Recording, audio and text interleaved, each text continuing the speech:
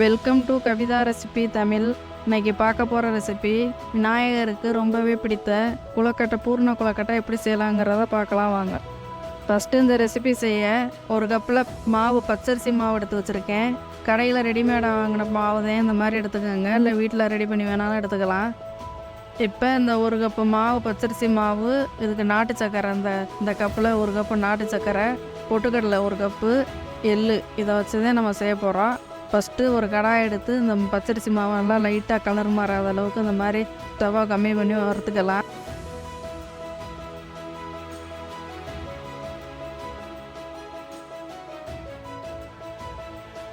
இப்போ இந்த பொட்டுக்கடலையை மிக்சி ஜாரில் 2 ஏலக்காய் சேர்த்து பவுட்ரு பண்ணி எடுத்துக்கலாம்.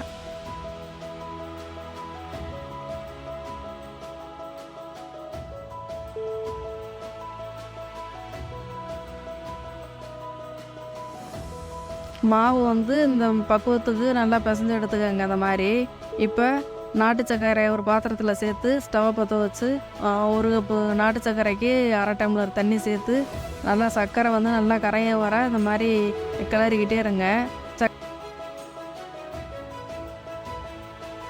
சர்க்கரை கரைஞ்சா போதும், பாகுபதம் எதுவும் தேவையில்லை. இப்போ அதில் சுத்தமான சர்க்கரையை கேட்டு நான் வடிகட்டிக்கிறல. இப்போ இது கூடவே நம்ம பவுட்ரு பண்ணி வச்சுருக்க அந்த பொட்டுக்கடலை பவுட்ரை இது கூட சேர்த்து நல்லா இந்த மாதிரி கலந்துக்கோங்க.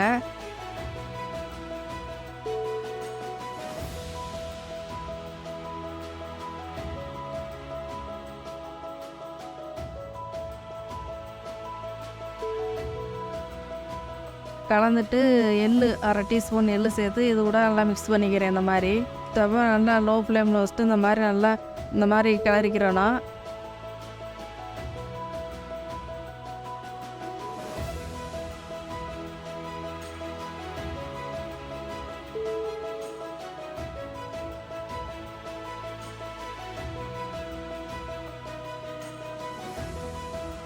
இப்போ இது கூட நெய் சேர்த்து 1 ஸ்பூன் நெய் சேர்த்து இந்த மாதிரி நல்லா மிக்ஸ் பண்ணிக்கோங்க.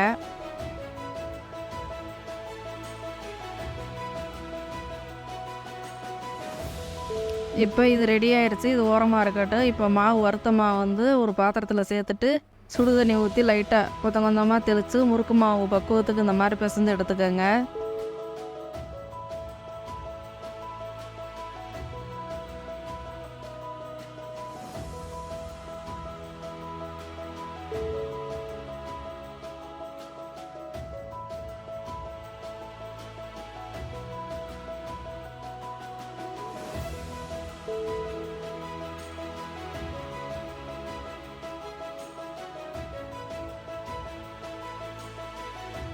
கொழக்கட்டையை வேக வைக்கிறதுக்கு இட்லி தட்டு இந்த மாதிரி எடுத்து இதில் எண்ணெயை தடவி வச்சுக்கோங்க. இப்போ கொழக்கட்டை உங்களுக்கு என்ன விருப்பமோ அதுபோல் செய்யலாம். இப்போ இந்த அச்சில் 2 பக்கமும் நம்ம அந்த மாதிரி இந்த அரிசி மாவு உருண்டையாக உருட்டி இந்த மாதிரி 2 பக்கமும் ஃபஸ்ட்டு இந்த மாதிரி அழுத்திக்கங்க. அழுத்திட்டு இந்த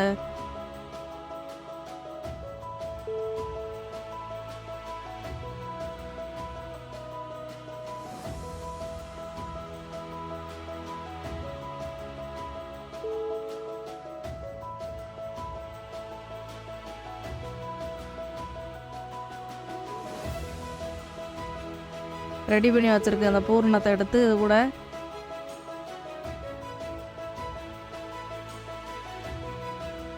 சேர்த்துக்கங்க. அந்த மாதிரி உருண்டையாக பிடிச்சி இது கூட சேர்த்து இந்த மாதிரி அழுத்திக்கங்க 2 பக்கமும்.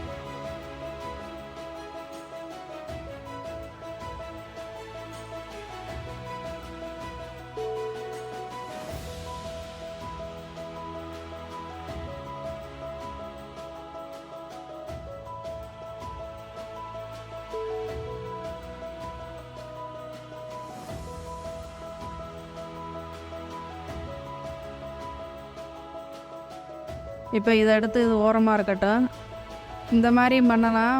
உருண்டையாக உருட்டிட்டு இந்த மாவை நல்லா எல்லா பக்கமும் இந்த மாதிரி ஒரே மாதிரி அழுத்திக்கங்க. அழுத்திட்டு இதை ரெடி பண்ணி வச்சுருக்கதையும் எடுத்து நல்லா இந்த மாதிரி உருண்டையாக உருட்டி இது கூட வச்சுட்டு இந்த மாதிரி சுற்றி நல்லா ஒரே மாதிரி மூடுற மாதிரி இந்த மாதிரி எடுத்துக்கோங்க. இப்போ இந்த மாதிரி பண்ணலாம். இப்போ மாவு உருண்டையாக எடுத்துக்கோங்க. அதே மாதிரி கையில் இந்த மாதிரி வச்சுட்டு அழுத்திக்கோங்க. எல்லா பக்கமும் ஒரே மாதிரி அழுத்திட்டு நடுவில் இந்த மாதிரி ரெடி பண்ணி வச்சுருக்கிறத எடுத்து இந்த மாதிரி உருண்டையாக உருட்டிட்டு எல்லாமே ஃபுல்லாக ஒரே மாதிரி உருண்டையாக அந்த மாதிரி உருட்டி எடுத்துக்கலாம். பிடி கொழுக்கட்டையாகவும் நீங்கள் இந்த மாதிரி உள்ளே வச்சுட்டு இந்த மாதிரி பிடி கொழுக்கட்டையும் பண்ணி எடுத்துக்கிடலாம். இப்போ இந்த இட்லி தட்டை குக்கரில் தான் வேக வைக்க போகிறேன். நீங்கள் இட்லி பாத்திரத்தில் கூட வேக வச்சு எடுத்துக்கோங்க.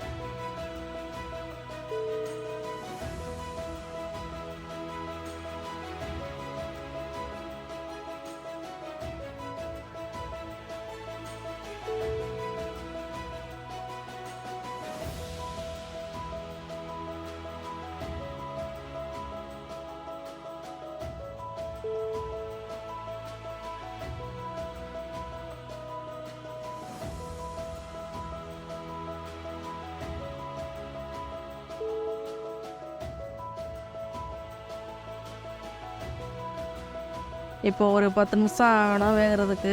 இப்போ இதை இட்லி பாத்திரத்தில் வச்சு இந்த மாதிரி வேக வச்சுக்கோங்க. இப்போ 10 நிமிஷம் ஆயிடுச்சு. கொழுக்கட்டை வெந்திருக்கும். இப்போ ஒரு தட்டில் மாற்றி எடுத்து வச்சுக்கலாம். நம்ம விருப்பம்தான், எப்படி வேணாலும் இந்த மாதிரி செஞ்சு விநாயகரை கும்பிடலாம். இந்த மாதிரி செஞ்சு எடுத்துக்கோங்க. இப்போ ஒரு அருமையான கொழுக்கட்டை ரெடி. இந்த வீடியோ பிடிச்சிருந்தா லைக் பண்ணுங்கள், ஷேர் பண்ணுங்கள், சப்ஸ்கிரைப் பண்ணுங்கள்.